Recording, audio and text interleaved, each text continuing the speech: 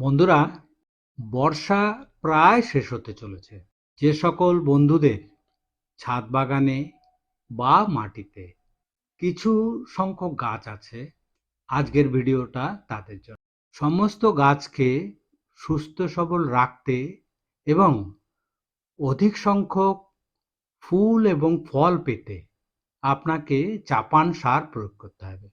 সেটা এক এক গাছের ক্ষেত্রে মানে এক এক টাইমে প্রয়োগ করতে হবে। যেমন কুল গাছে আপনাকে এখনই প্রয়োগ করতে হবে। লেবু গাছে যে কোনো ধরনের লেবু গাছে আপনাকে অক্টোবরের মাঝামাঝি প্রয়োগ করতে হবে। এইভাবে সমস্ত গাছগুলোকে আপনাকে সার প্রয়োগ করতে হবে। আমি আজকে আপনাদের দেখাবো এই চাপান সার কি করে তৈরি করবেন, সেটাই আমি আজকে আপনাদেরকে দেখাবো। বন্ধুরা, গোকুল গার্ডেনিং থেকে আমি পি.কে. বিশ্বাস। আজ আমি আপনাদেরকে দেখাবো বর্ষার পরে যে চাপান সার গাছে দেবেন সেটা কিভাবে তৈরি করবেন, কি কি আইটেম দিতে হবে। বন্ধুরা, আমি যে সারটা তৈরি করছি এটা কিন্তু সম্পূর্ণরূপে অর্গানিক সার। মাটি এবং গাছ ভালো রাখতে বাড়ির গাছকে অবশ্যই অর্গানিক সারই প্রয়োগ করবেন। অর্গানিক সারটা তৈরি করতে আমি যে জিনিসগুলো ব্যবহার করছি সেটা আপনারা একবার দেখে নিন। দেখে নিন বন্ধুরা, এটাকে দেখুন। এটা আছে বাদাম খোল, এটা নিয়েছি আমি 1 কেজি। এটা দেখুন হাড়ের গুঁড়ো, এটা নিয়েছি 1 কেজি। এটা নিম খোল, এটা আছে 500 গ্রাম। সুপার ফসফেট, এটা নিয়েছি হচ্ছে 1 মুঠো। এটা দেখুন শিং কুচো বা শিং চাচা, এটাও নিয়েছি 1 কেজি। আর একটা আইটেম নিতে হবে, এ কটাকে আগে ভালো করে মিশিয়ে নিই, এরপরে আমি নেব বন্ধুরা এটা দেখুন। এটা দেখুন, এটা হচ্ছে ভার্মি কম্পোস্ট, এটা নিয়েছি 5 কেজি। প্রথমে কি করব, এই আইটেমগুলোকে ভালো করে মিশিয়ে নেব।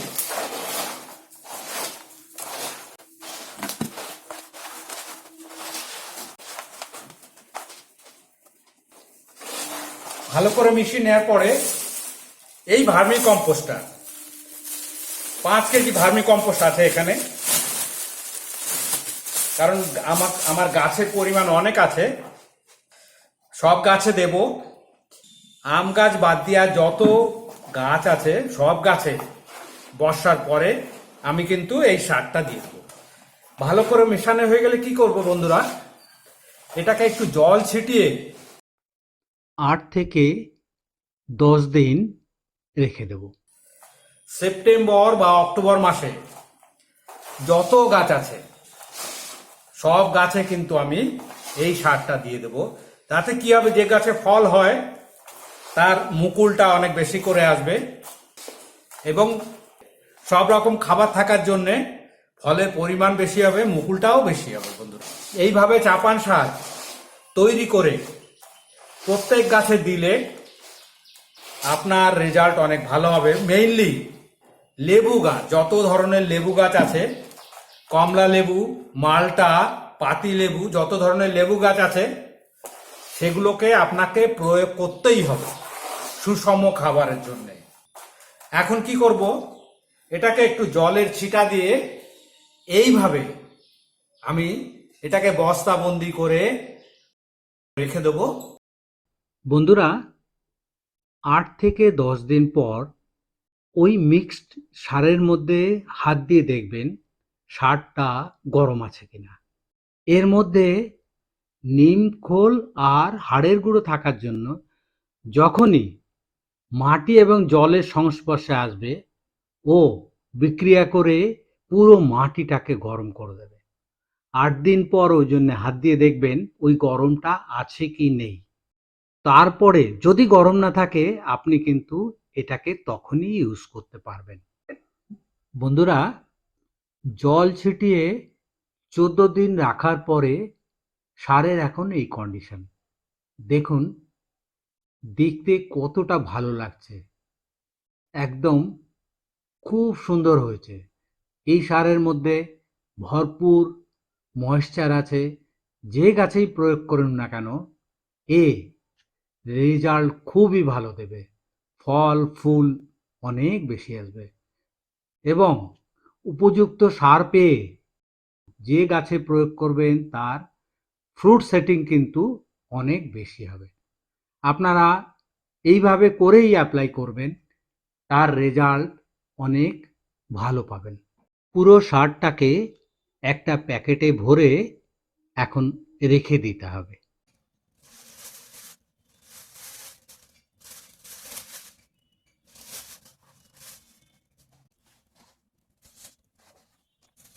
এইভাবে সিল করে আমি প্যাকেটটাকে রেখে দেব।